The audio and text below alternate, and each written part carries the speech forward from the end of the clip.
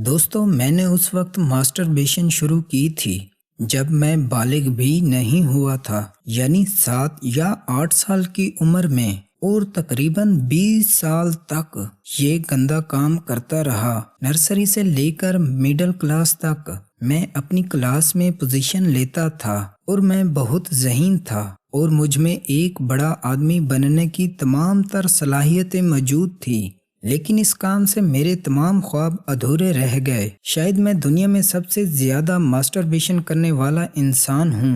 اس کام کی وجہ سے 8ویں کلاس میں میری صحت خراب ہونا شروع ہو گئی اور معدے کا شدید مسئلہ پیدا ہو گیا اور میں ہسپتالوں کے چکروں میں لگ گیا، لیکن صحت میں کوئی بہتری نہ آئی۔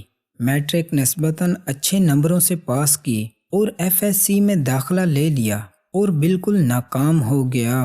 فرسٹ ایئر میں 2 پیپرز میں فیل ہوا اور سیکنڈ ایئر میں بھی 1 پیپر فیل آیا، البتہ بہت کم نمبروں سے FSC میں پاس ہوا، اور اس طرح میری تعلیم کا سلسلہ ختم ہو گیا، کیونکہ مڈل کلاس ہی سے میں شدید ٹینشن، ڈپریشن، تنہائی پسند، جسمانی کمزوری، گردوں میں شدید درد، معدے کے بہت سارے مسائل، شدید غصہ کرنا، معمولی کام سے دل کی دھڑکن تیز ہو جانا وغیرہ وغیرہ کے مسائل کا شکار تھا۔ لیکن پھر بھی میں اس کام میں لگا رہا، کیونکہ مجھے اس بات کا علم نہ تھا کہ یہ سب مسائل مشتزنی کی وجہ سے پیدا ہوئے ہیں۔ البتہ میں صرف مشتزنی کرتا تھا، فحش فلمیں وغیرہ نہ دیکھتا تھا۔ میں نے کئی بار چھوڑنے کی کوشش کی لیکن ناکام رہا۔ اتفاق سے ایک دن نو فیپ گروپ جوائن کیا اور نو فیپ چیلنج شروع کیا۔ الحمدللہ آج 182 دن مکمل ہو گئے ہیں۔ میں نے مشتزنی نہیں کی۔ نو فیپ گروپ سے مجھے بہت فائدہ ہوا۔ مشتزنی چھوڑنے کے بعد الحمدللہ میں تقریباً 65 سے 70% ریکور ہوا ہوں اور پرسکون زندگی گزار رہا ہوں۔ الحمدللہ جسمانی فٹنس میں بہت بہتری آئی ہے۔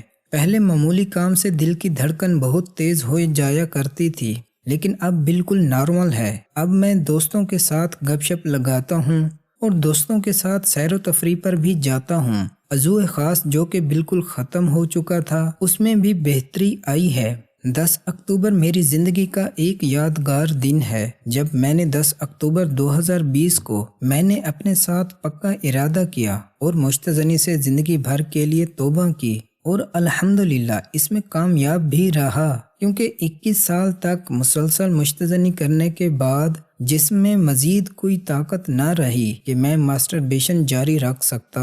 چیلنج جب شروع کیا تو احتلام بہت زیادہ ہوتا تھا اور پیشاب بھی بار بار آتا تھا۔ پیشاب کے بعد پیشاب کے قطرے آتے تھے اور کبھی کبھار منی کا اخراج بھی ہوتا تھا، لیکن جب 90 دن مکمل ہوئے تو ان مسائل میں کافی کمی آئی اور اب الحمدللہ قطروں کا مسئلہ مکمل طور پر ٹھیک ہو گیا ہے اور احتلام بھی اب نارمل ہوتا ہے۔ میں روزانہ 30 منٹ تک ایکسرسائز کرتا ہوں اور 5 گانا نماز بھی پڑھتا ہوں، قرآن مجید کی تلاوت کرتا ہوں اور ذکر اذکار کثرت سے پڑھتا ہوں، اور زندگی میں سکون اور اطمینان محسوس کر رہا ہوں۔